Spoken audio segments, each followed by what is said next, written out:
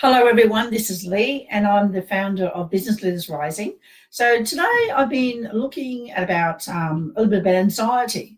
I know about myself. Sometimes when I step into areas that I'm not used to doing, I always experience anxiety. So I got a question from a couple of our clients recently about this topic, and I thought today that I would talk to you a bit more as well. Hey, Tracy, how you going? Good to see you there.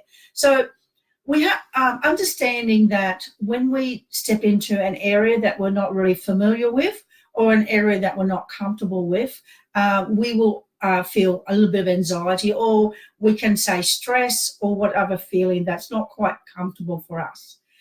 Now, this is very normal because when we step into this area, it means that we are just taking chances, we are striving forward, and we're doing things that we're not familiar with. And of course, when we do things we're not familiar with, we have to actually learn through experience and reflect on the results that we get and look at, can we get a better outcome? But at the end of the day is we've got to jump in and take some action. Now, with anxiety, sometimes, we can go in the old days when we had stress and we had anxiety in our body, we would do the fight, flight, or freeze syndrome. Now, the fight syndrome would be that if we were cornered and our life was threatened, we would come out fighting the person, the attacker, or what is going on in our life. But some of us have a tendency to go into the flight syndrome where we will run away from the attacker to protect ourselves as well. And whereas the third one out today is already about freezing, where we get paralyzed. We don't know what to do. So having that anxiety in our body is a good thing because it actually protects us. But we don't need it as much as we did perhaps when we were, the Stone Age days, when we were being chased by tigers or things like that. Because today we're living in an environment that's really, really quite safe. But we still feel those anxieties when we're threatened. So the question here is that when you're starting to feel anxiety in doing something that you have to do, something that's uncomfortable, you will feel some sort of sensation probably coming through your body. Some sort of feeling will actually be in your body. Or if it's not feeling, it may be a thought of self-talk, but there's something to tell you that you are feeling anxiety. Now, there's 4 ways that you can address anxiety. And obviously that's resist it, react to it, avoid it, or actually we call it embrace it or accept it along the way as well. So let's just look at what happens if you start to, say, resist anxiety. So I've got a few notes here too that I'm going to refer to, just so I don't leave out any of the points that I want to explain in today's live video. So when we go into the resistance and we're trying to work against it, where we're actually building up the anxiety more and more, and perhaps we're starting to feel a bit overwhelmed, not knowing what to do, losing a lot of energy, and probably just going around circles and not achieving anything as well. And when we resist it as well, we may lay awake at night time thinking about it. Our mind goes onto overdrive, and we don't sleep well. We may react to other people because we're actually stressed out. So we may have aggressive type behaviours, our communication style. We might be snappy, we might be short, all those types of things when we're trying to resist it. And sometimes they say the more times you resist something, the longer it persists along the way as well. So we don't actually we can't actually fix a problem if we're resisting it, okay? Another way we might do is we may actually react to it as well. Now, reacting to anxiety as well is kind of similar to the resisting one as well. So when we start reacting to it, we might sit down and we may allow, say, for example, let's put in context, if I'm having anxiety around public speaking or doing something I'm not familiar around, if I'm reacting to the anxiety that's displaying in my body, I may not go through with that goal. I may actually stop myself from stepping and having opportunities come to me because I'm trying to resist it, trying to react to it. So I'm not accepting it along the way as well. So then what happens is then I can start avoiding it. So avoiding it is obviously only a very short-term strategy. And avoiding it may be something that I do. For example, if I'm avoiding anxiety, I may sort of entertain myself by other things, such as I may take up smoking, for example. I may binge eat, for example. I may do something else to try and take my mind off the anxiety, but it's still there. I haven't actually faced it or addressed it. It's still there. So it's only a very temporary relief of that anxiety because it'll come back again. So when I'm trying to avoid the anxiety, I'm trying to get other distractors on board, which will take my mind off it.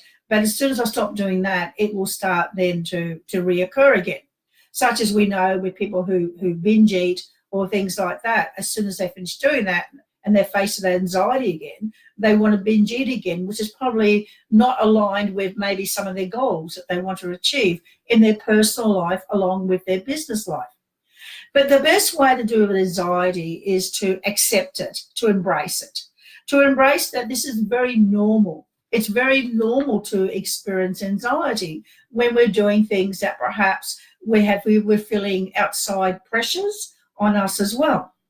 So then we have to change our framework around anxiety and go, well, this means that I'm actually doing something. This means that I'm taking action. This means that there's going to be growth for me because as we all know, we come out at the other end of it as well. But there's also some techniques that you can do which can help you to actually accept anxiety as well. We control our minds. We are so powerful with our minds, and our minds are so powerful that this is an exercise that you could do at home and things like that if you want to as well. So what you can do at home is you can actually recall a time when you felt anxiety. And you can then, during that time, you might be in a meditative state or closing your eyes and you go back and you'll start to feel where you hold anxiety. Some people hold anxiety maybe in their neck or their chest or their stomach, the butterflies or things like that. So the anxiety, the feeling is located inside of our body.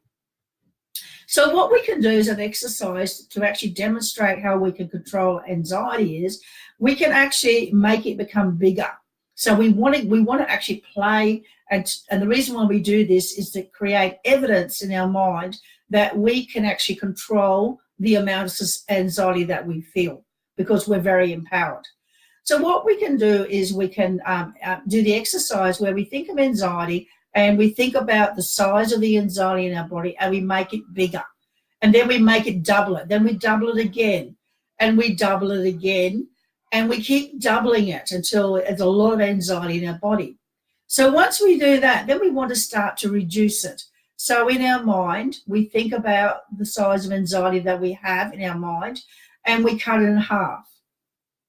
Then we cut it in half. Then we cut it in half and we keep going. And in our mind, we're actually watching ourselves and observing ourselves cutting it in half until it almost disappears. Okay? And that demonstrates that we can actually control the level of anxiety in our mind by simply stopping and feeling the anxiety in our body and actually go through in our mind of cutting it down in half. Keep on cutting it in half until it actually disappears. And then once we do that, then we can start to some breathing techniques. So we're going to breathe in, we're going to breathe into our belly. So we're going to breathe into our belly, and then we're going to exhale slowly all of our anxiety. Now, if we do that about 10 times, we should then be starting to calm down, starting to relax. And through that being able to calm down and relax, and then we can think more logically around what the steps that we have to do next of what we've got to do. Now, you can do this exercise or whatever even before you actually go on to do a presentation. You can do it that quickly, or sitting in your car before you go and do something, before you actually go into a networking event, or you go into present somewhere, or whatever you want to do, whatever goal that you want to do, or even at home. Just do that exercise. Just do a conscious effort of making it bigger, making it smaller, making it bigger, making it smaller. Now, the reason why we're doing that is so that we're actually understanding that we can control it. So that's evidence that we can control it. So it's a great exercise, even after this video, to try that, making it bigger and smaller in a quiet place where there's no disruptions or distractions or whatever. And you can actually play a little bit of soft music behind it as well to make you even relax even more. So once you do that a couple of times, so it's almost like I'm kind of making it bigger, then I'm making it smaller. I'm making it bigger, and I'm making it smaller. So once I make it really, really small, then I'll go into my breathing. I'll go into my breathing it out, breathing it in.